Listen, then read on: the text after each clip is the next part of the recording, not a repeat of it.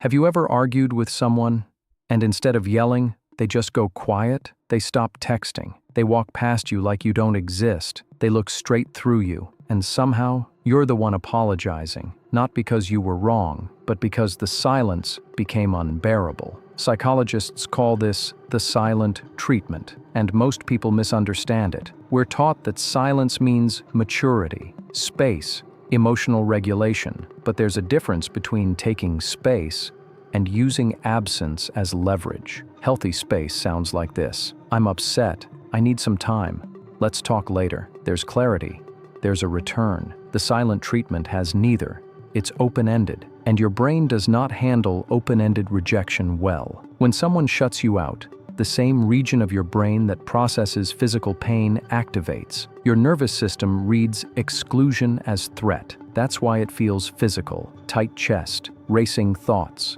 urge to fix it. Here's what most people miss: silence shifts power. The person who withdraws controls when connection resumes, and humans are wired to restore connection quickly. So you chase, you over-explain, you apologize just to make the discomfort stop, even when you did nothing wrong. Not everyone who does this is calculating. Some people are emotionally immature, but many learn something early. Withholding attention works. It creates anxiety. Anxiety creates urgency. Urgency creates compliance. Over time, warmth becomes conditional. You start thinking, if I bring this up carefully, maybe they won't withdraw. If I stay quiet, maybe things will stay calm. Connection becomes a reward. Silence becomes a punishment. And slowly, the relationship feels confusing instead of safe. This is where the real damage happens, because instead of questioning the behavior, you start questioning yourself. Was I too sensitive? Am I asking for too much? Why do I feel guilty when I'm the one being ignored? That's how self-trust erodes, not through screaming, through uncertainty. You begin editing yourself to avoid being shut out.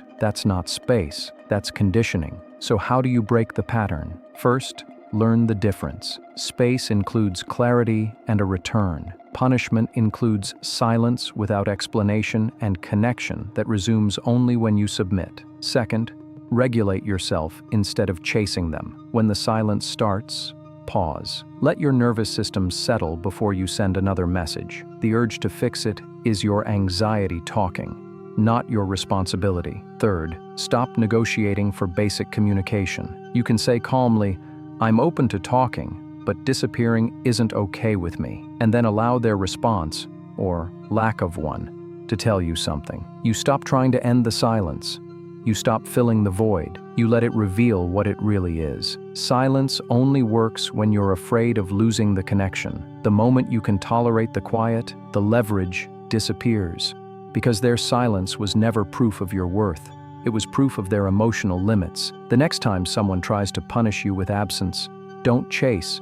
Stabilize yourself. Hold your boundary. Let the silence expose the dynamic, because sometimes the quietest person in the room isn't peaceful. They're testing how much of yourself you'll sacrifice just to feel secure. And once you see that clearly, it stops working. If this helped you understand something you've been experiencing, hit subscribe.